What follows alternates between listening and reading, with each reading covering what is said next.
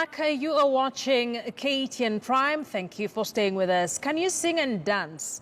Seems like a simple question, but a 5-year-old boy who's deaf is daring to drum and dance.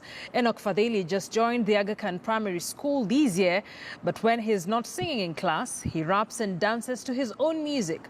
Ray Polo tells us his story in our continuing series, Breaking the Silence. So Fadhili, I can't hear. He walked and pitched at a kasiki. What would you do if you had a deaf child whose energy won't stop spinning and whose creativity soars above his inabilities? This is the story of that silent talent.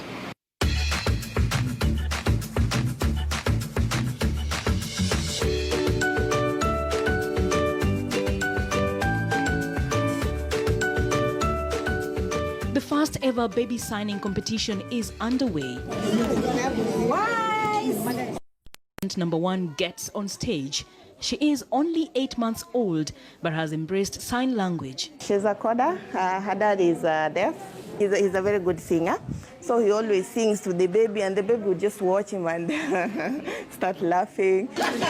Baby Wise Amor simply needs to smile to happy signs to pass the test. We are past the age of hiding children with disability, and for the deaf, actually, we have already seen a lot of potential. They have proved themselves that they can really do a lot of things if given an opportunity. And so they sign their way to the ultimate prize. Some very confident. What did you say your name is?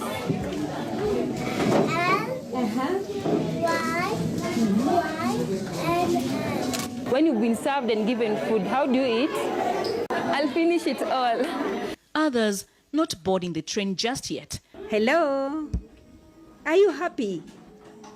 At least not when many pairs of eyes are peeping through their signing world.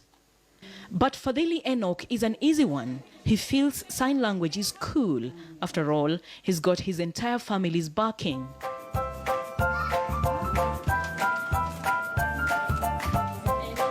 We got to know that he's deaf at a time when we were expecting him to speak.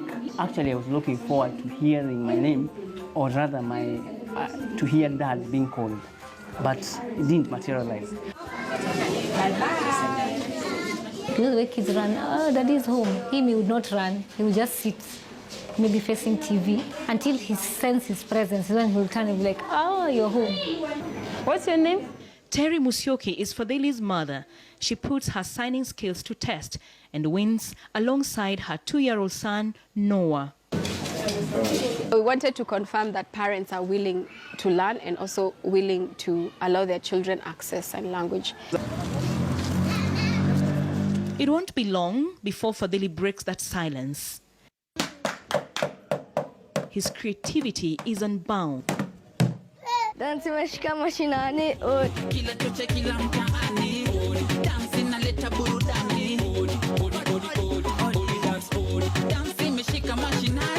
All these neighbors, friends they love Fadhili. Everyone wants to learn about Fadhili. They want to learn about sign language. Of course, when Fadhili does something bad, they'll come and say.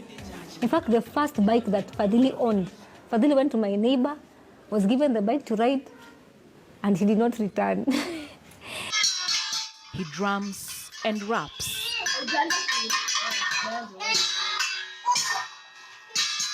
Mom's basins do more than cleaning. When Fadhili is not drumming them to breaking point, little Noah rocks a little arc out of them. See. But how about Enoch's not so jolly side?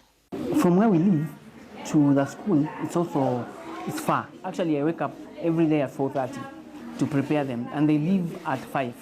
I had my first incidents at a friend's place, went for a birthday, and you know, Fadhili would bite.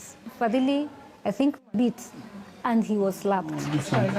All of us have learned to respond to him immediately, or we are on our toes.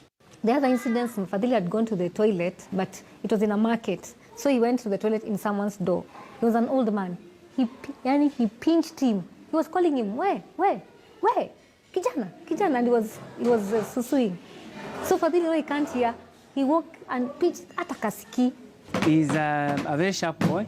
If there's someone out there who can chip in and help us raise money to get a cochlear implant on this young man, we would really appreciate. Shoot Satan, pa! Until then, Fadhili prays to see his star shine into a bright future. Ray Polo, KTN News. Pa! Very lovely story.